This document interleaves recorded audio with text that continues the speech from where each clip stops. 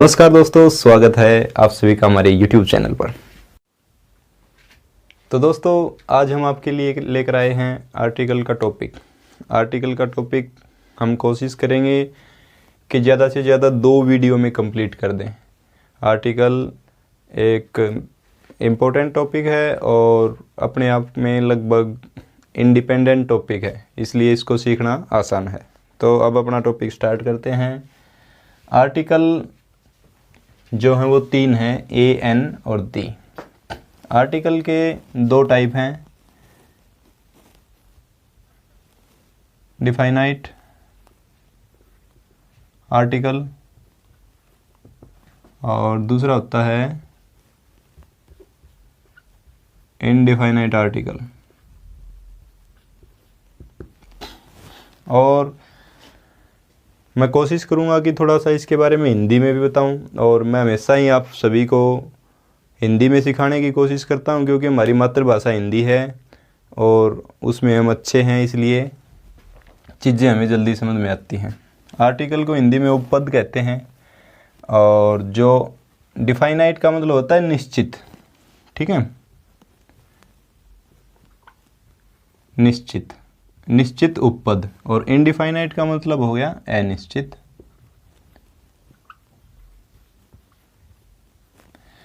जो definite article है वो है दी, सिर्फ एक है इनमें से, और जो इनडिफाइनाइट आर्टिकल हैं वो हैं ए और एन।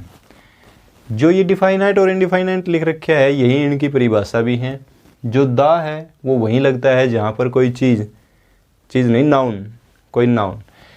जो आर्टिकल का सबसे पहला रूल है वो ये है कि एक आर्टिकल आएगा, कब आएगा एक आर्टिकल एक वाक्य में, एक सेंटेंस में? नाउन से पहले, ठीक है। नाउन से पहले एक आर्टिकल आएगा, या तो नाउन हो या नाउन फ्रेज हो।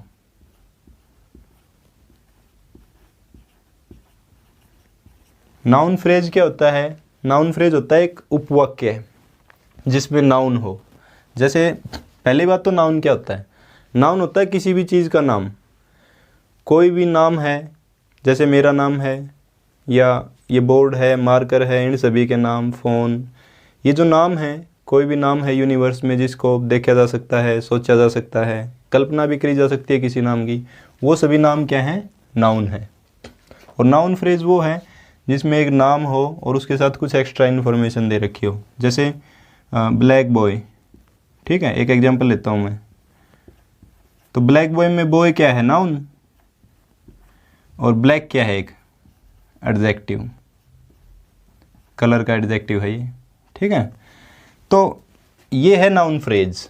किसी, जैसे he is a black boy, तो उसमें से ब्लैक बॉय क्या है? एक नाउन फ्रेज है, ठीक है। या तो नाउन फ्रेज हो या नाउन हो, उससे पहले क्या लगेगा? एक आर्टिकल लगेगा। और आर्टिकल इन तीनों में से हो सकता है, द ब्लैक बॉय भी हो सकता है, ए या एन ब्लैक बॉय भी हो सकता है। ए या एन कौन सा लगेगा ये मैं आपको बताऊंगा। यहाँ ए लगेगा, ए ब्लैक बॉय, ठीक है। दूसरी बात, जो आर्टिकल है वो एक एडजेक्टिव भी होता है। एडजेक्टिव जो नाउन की विशेषता बताए। यहाँ पर ये क्या विशेषता बता रहा है? जैसे ये ब्लैक बॉय है, फॉर एग्जाम्पल यहीं ले लेते हैं, ए ब्लैक बॉय, ठीक है। ये मैं बता रहा हूँ कि आर्टिकल एडजेक्टिव कैसे होता है। अब इसमें देखो, बॉय की क्या क्या विशेषताएं हैं? कि वो ब्लैक है और एक है, 2 विशेषताएं होगी ना यहाँ पर। तो इसका मतलब ब्लैक भी एक एडजेक्टिव है, और जो ए है वो भी एक एडजेक्टिव है। एडजेक्टिव के साथ साथ क्या है? एक आर्टिकल भी है। तो इसका मतलब आर्टिकल क्या होता है? एक एडजेक्टिव होता है, ठीक है, जो विशेषता बताता है। इसके बाद एक बात ये है कि ए या एन का यूज क्यों करते हैं हम, जबकि हमारे पास वन है, ठीक है। वन भी तो है। जैसे एक एग्जांपल देता हूँ मैं आपको, देयर वाज वन क्वीन, ठीक है। या फिर दूसरी तरह से लिख सकते हैं कि देयर वाज ए क्वीन, ठीक है। ये दोनों वाक्य देखो, गलत कौन सा भी नहीं है इनमें से, दोनों सही हैं। लेकिन जो देयर वाज वन क्वीन था वो थोड़ा सा जड़ लगता है, बड़ा लगता है बोलने में भी। अब हर भाषा या हर व्यक्ति क्या चाहता है, कोई भी व्यक्ति ये चाहता है कि उसकी भाषा सिंपलेस्ट हो, बोलने में आसान हो। तो जो भाषा है वो वन को लेने की बजाय प्रेफर करती है ए या एन को, क्योंकि वो बोलने में छोटे कर देते हैं, सेंटेंस को प्यारा कर देते हैं। जैसे there was a queen, there was one queen. तो सिंपल सी बात है, वन को रिप्लेस किया ए या एन आर्टिकल ने, क्योंकि वो बोलने में बहुत अच्छे हैं। ये होगी एक बात। इसके बाद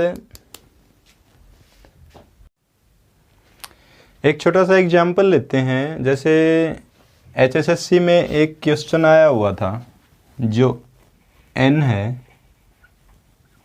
वो क्या है। ऑप्शन कुछ इस प्रकार थे, आर्टिकल है, एडजेक्टिव है,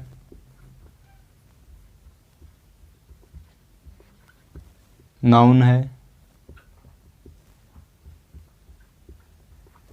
और कोई ऑप्शन होगा एक चौथा और। ठीक है, ये ऑप्शन थे लगभग।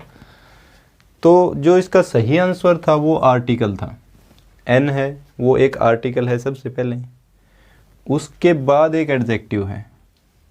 ठीक है, ये एक विशेषण भी तो है, ये नंबर भी तो बताता है कि वो संख्या में एक है। तो अगर क्वेश्चन में इस प्रकार से आ जाए और उसमें दोनों ऑप्शन दे रखे हो तो आप आर्टिकल को सही लगाओगे। लेकिन अगर आर्टिकल नहीं दे रखा है तो हमारा सही आंसर क्या हो जाएगा, एडजेक्टिव हो जाएगा, क्योंकि एन जो है वो एक एडजेक्टिव भी है, जो कि ये विशेषता बताता है कि ये नंबर में कितना है, एक है। ठीक है, ये छोटा सा एग्जाम्पल लिया था। इसके बाद मैं एक छोटा सा ग्राफ जैसे बनाऊंगा, जिससे आपको समझ में आए कि ए या एन कहाँ यूज़ होगा और दा कहाँ यूज़ होगा। जैसा कि पहले भी बताया मैंने, ए या एन है वो इनडिफाइनाइट हैं, अनिश्चित हैं, तो उसी नाउन के पीछे आएंगे जो अनिश्चित नाउन दे रखा होगा, और जो दा आएगा वो उसी नाउन के पीछे आएगा जो निश्चित दे रखा होगा, स्पेसिफिक दे रखा होगा किसी महत्वपूर्ण नाउन के पीछे। ठीक है, जैसे नाउन, नाउन कितने टाइप के होते हैं, अगर नंबर के हिसाब से इनको कैटेगराइज करें तो दो टाइप के होते हैं। वैसे तो नाउन को कई हिसाब से कर सकते हैं, जेंडर के हिसाब से भी कर सकते हैं, नंबर के हिसाब से भी कर सकते हैं, एक दो टाइप और भी हैं, नाउन के वीडियो में कराऊंगा मैं आपको। नंबर के हिसाब से करवाया भी है मैंने। नंबर के हिसाब से होता है काउंटेबल नाउन,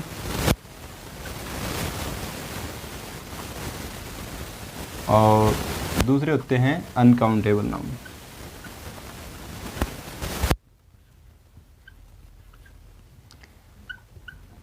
देखो, नाउन का जिक्र क्यों कर रहे हैं हम, सबसे पहली बात तो यही है, नाउन का जिक्र इसलिए कर रहे हैं कि क्योंकि एक आर्टिकल हमेशा नाउन से पहले आएगा, तो हमें ये पता होना चाहिए कि वो नाउन किस टाइप का है नंबर के हिसाब से, तभी तो उसके सामने ए एन या जो दा है, इनडिफाइनाइट या डिफाइनाइट आर्टिकल हैं वो लगा सकते हैं। ठीक है, काउंटेबल नाउन क्या होते हैं, जो डायरेक्टली काउंट करे जा सकें, जैसे 1 2 3 4, जैसे बॉय हैं, किसी कक्षा में बॉय हैं किसी क्लास में, तो उनको काउंट कर सकते हैं ना, वो 18 हैं 20 हैं, तो वो क्या हैं, काउंटेबल हैं, काउंटेबल नाउन हैं वो, उनके नाम। और जो डायरेक्टली काउंट नहीं कर सकें, जैसे पानी है, ऑयल है, वुड है, लकड़ी है, इन चीज़ों को डायरेक्टली काउंट नहीं कर सकते। इनको काउंट करने के लिए एक इनके सामने यूनिट लगानी पड़ेगी, जैसे लीटर की लगानी पड़ेगी 1 लीटर वाटर, या फिर किलोग्राम की लगानी पड़ेगी 1 किलोग्राम वुड। ठीक है, तो वो कैसे नाउन होते हैं, वाटर, जैसे एग्जाम्पल लिख देता हूँ मैं, जैसे water, would, iron, heat, etcetera. और जो काउंटेबल नाउन होते हैं वो डायरेक्टली जिनको काउंट कर सकें, जैसे बॉय, बस, और बोर्ड देख लो, बी से हो गए सारे, ये कैट ले लो, कैट।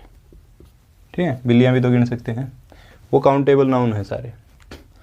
अनकाउंटेबल नाउन हमेशा सिंगुलर होते हैं, पहली बात, क्यों, वो काउंट तो करे नहीं जा सकते, तो हमेशा सिंगुलर ही रहेंगे, प्लूरल नहीं होंगे, सिंगुलर रहेंगे तो सिंगुलर वर्ब आएगी उसके साथ। और जो काउंटेबल नाउन हैं वो सिंगुलर भी हो सकते हैं और प्लूरल भी हो सकते हैं। चलो पहले अनकाउंटेबल को निपटा लेते हैं।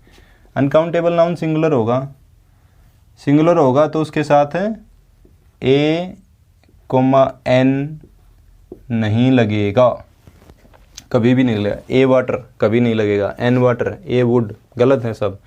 क्यों? क्योंकि वो अनकाउंटेबल हैं, ऑलरेडी सिंगुलर हैं, ए या एन उसके साथ नहीं लगेगा।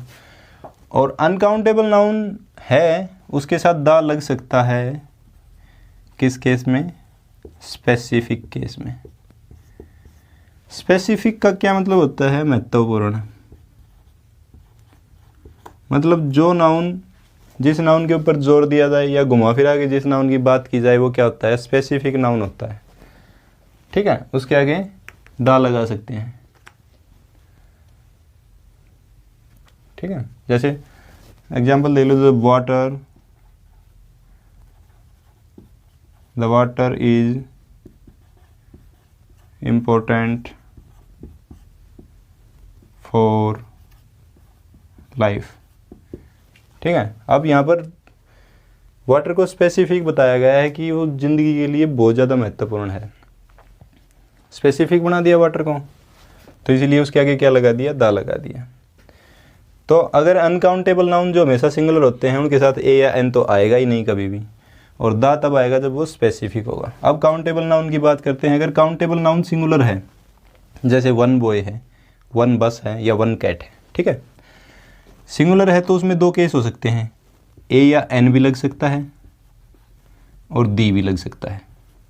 ए या एन कब लगेगा? जब वो नॉर्मली सिंगुलर है। दा कब लगेगा? जब वो स्पेसिफिक हैं। फिर से स्पेसिफिक की बात आ गई। मेन बात ये है कि दा तभी लगेगा किसी भी वाक्य में जब जो नाउन है वो स्पेसिफिक हो, महत्वपूर्ण हो। ठीक है, ये बात आपको एक अपने आप में रूल ही लगा लो ये। ठीक है, स्पेसिफिक जैसे बॉय है, जैसे बॉय है इसको स्पेसिफिक बनाओ। कैसे बनाएंगे? This is the boy who won the medal.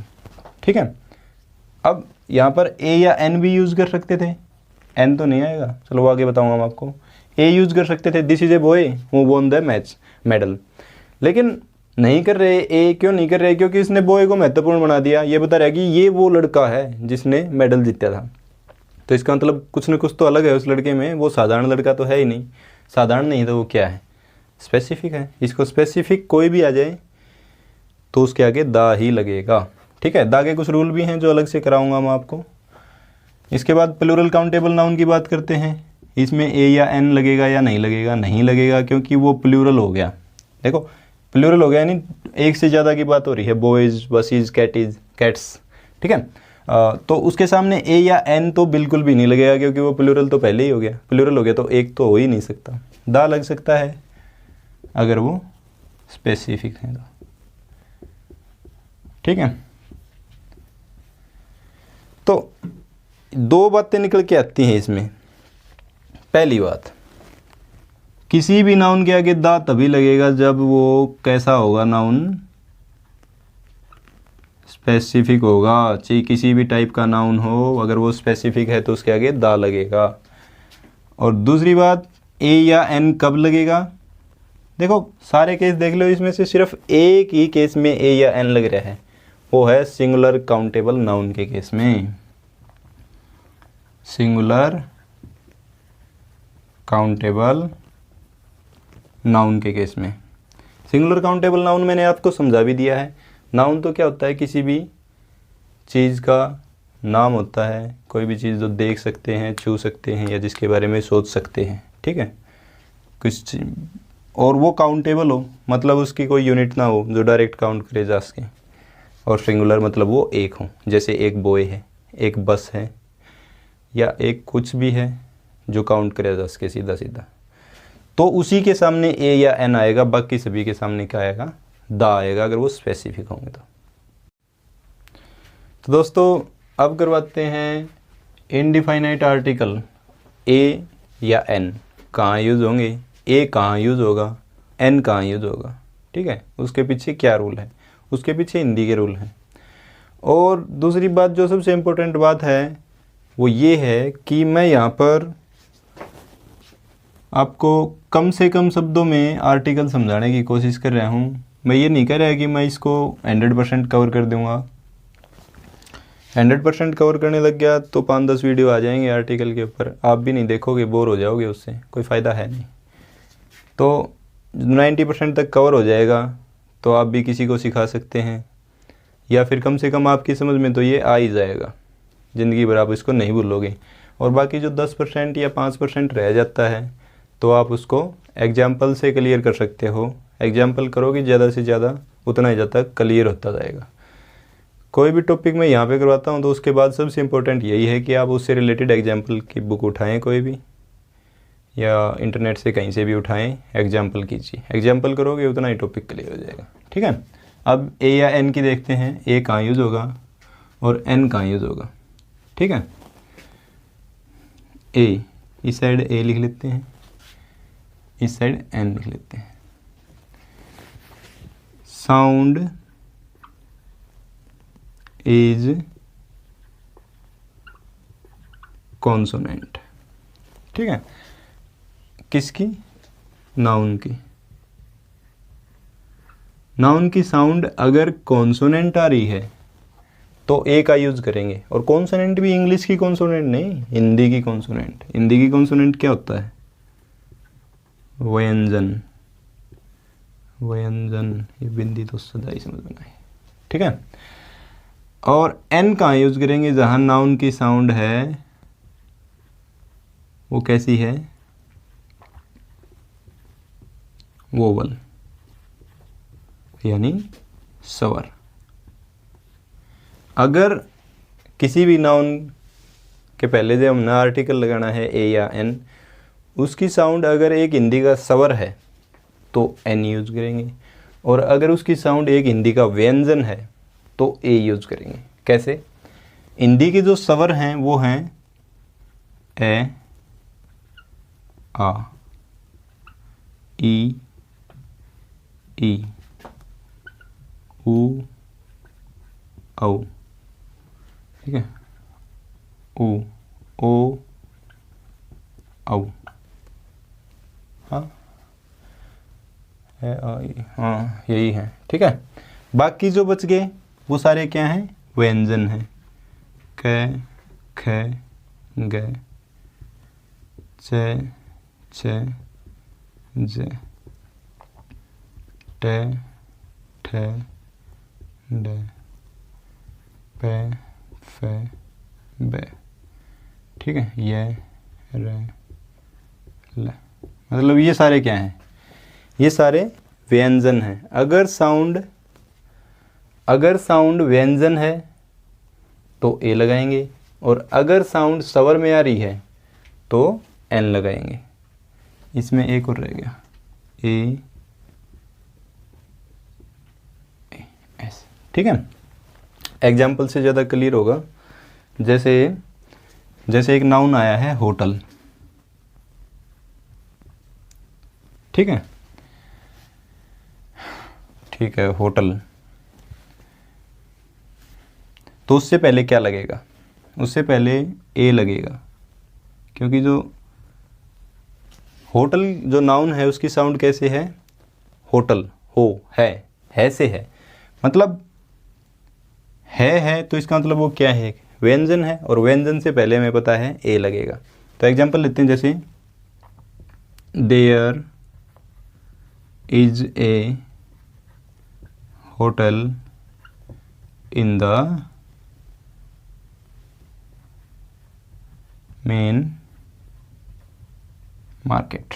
कह रहा है कि होटल एक मेन मार्केट में एक होटल है। There is a hotel in main market.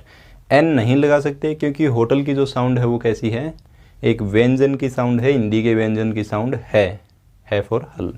ठीक है, उसके बाद एक एग्जांपल और ले लो, जैसे यूनिवर्सिटी का देख लो। यहाँ कर लेते हैं, बाद में मिटा लेंगे। University,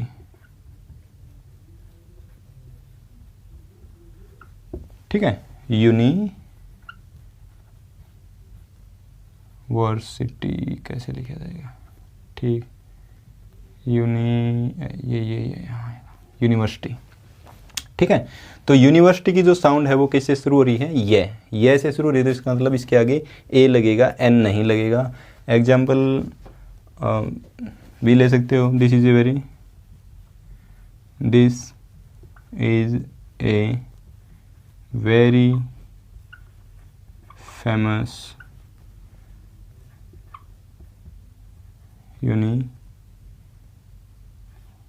university. ठीक है, चलो एक रूल और आ जाएगा इसमें से। जैसे अब ये आ रहा है, अब की बार नाउन आने की बजाय नाउन फ्रेज आया है, वेरी फेमस यूनिवर्सिटी आया है। ठीक है, अकेली यूनिवर्सिटी नहीं आ रही, तो जो ए लगेगा वो यूनिवर्सिटी के ऊपर डिपेंड करेगा या वेरी के ऊपर डिपेंड करेगा, वेरी के ऊपर डिपेंड करेगा। अगर वेरी का प्रोनाउंसिएशन स्वर है तो एन आएगा, और वेरी का प्रोनाउंसिएशन व्यंजन है तो ए आएगा। वेरी का प्रोनाउंसिएशन कैसा होता है, वेरी, वह, और वह क्या है, एक व्यंजन है हिंदी का, तो वेरी के हिसाब से आएगा, यूनिवर्सिटी के हिसाब से नहीं आएगा, ये ध्यान रखना। और यूनिवर्सिटी के हिसाब से भी ए ही आता अगर आता तो। ठीक है, अब लेते हैं स्वर के एग्जाम्पल, जैसे ऑनेस्ट। ऑनेस्ट देखो जैसे, ठीक है, ओ नेस्ट, तो क्या साउंड आ रही है, एक स्वर साउंड आ रही है ओ। तो इसमें जो एग्जाम्पल में आएगा, Ram is an honest boy. ठीक है, राम कैसा है कि ईमानदार लड़का है। तो इसकी जो साउंड है ऑनेस्ट की, उसके हिसाब से क्या आएगा, एक आर्टिकल आएगा, और ऑनेस्ट की साउंड ओ से शुरू होती है तो एक आर्टिकल एन आएगा। ठीक है, जैसे और भी हैं एग्जाम्पल, अम्ब्रेला,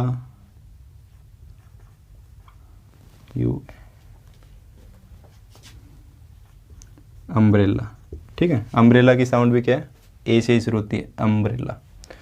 और जैसे एमएलए, ठीक है, एमएलए है, इसमें एम के साथ ऐसे मत जाना कि इंग्लिश का एम है, एक इंग्लिश का कॉन्सोनेंट है, इंग्लिश का कोई लेना देना नहीं है। यहाँ पर जो साउंड है वो देखी जाएगी। साउंड देखो, एम की साउंड कैसी है, एम। ठीक है, ए, तो इसका मतलब एन एमएलए, ए एमएलए नहीं आएगा। एग्जाम्पल में कैसे आएगा, जैसे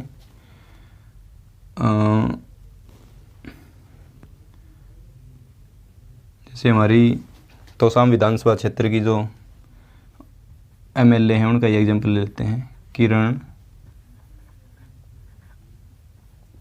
चौधरी इज एन एमएलए।